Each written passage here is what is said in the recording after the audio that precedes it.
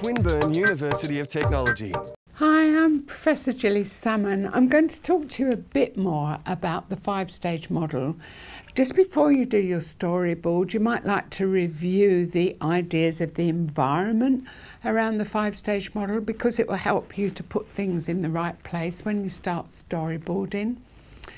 Now, you probably know about Sherpas. Maybe some of you are even mountain climbers and know more than I do, but quite recently we've had an anniversary of Sherpa Tenzin, who was one of the first people to arrive at the summit of Everest.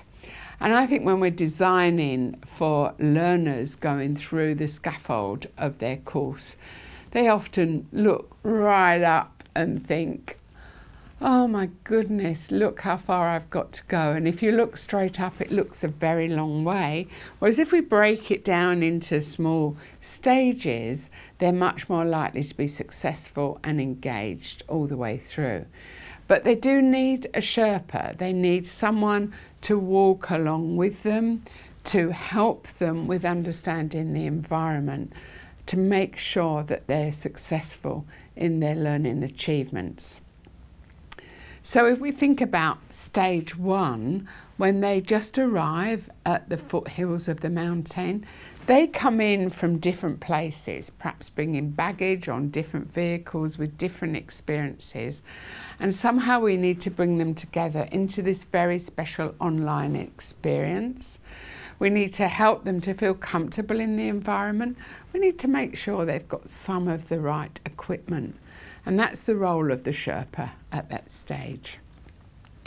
And then after that, they will move on to the very small foothills of the mountains. And at that stage, the Sherpa's pointing out pathways, providing them with the wherewithal of working together. And they'll start to realise that they'll learn much more and much more quickly if they team up with others, maybe even rope them together at this stage to help them move up to the scaffold. And now the invitation is to look back and see how far they've already come before we move on to stage three. And at stage three, they'll actually realise they're very dependent on others. The Sherpa is actually providing information about the environment, information about the knowledge they need, perhaps a little bit of direction, pointing out the options and the pathways that they can move through. And that's what we need to build into our design at this point. Now, when you get to stage four, the mountains get a little bit misty. Sometimes there's a climate or environment that might get in the way.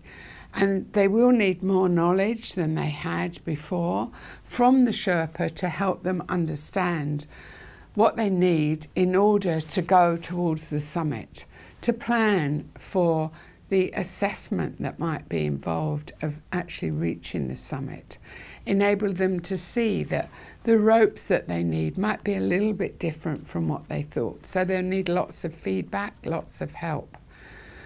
Of course, once they move on to the summit, they're probably going to be working very much as a team, and they're probably going to need a lot of feedback to get there.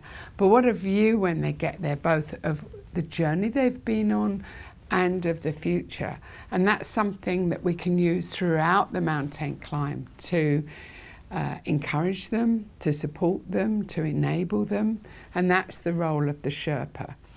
So if you like that metaphor, think about that as you do your storyboard and think about the kind of things that each of the five stages that will help your learners to succeed.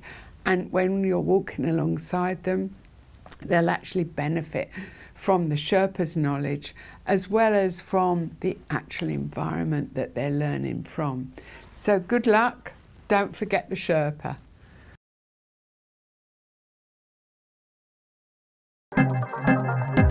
This has been a Swinburne production.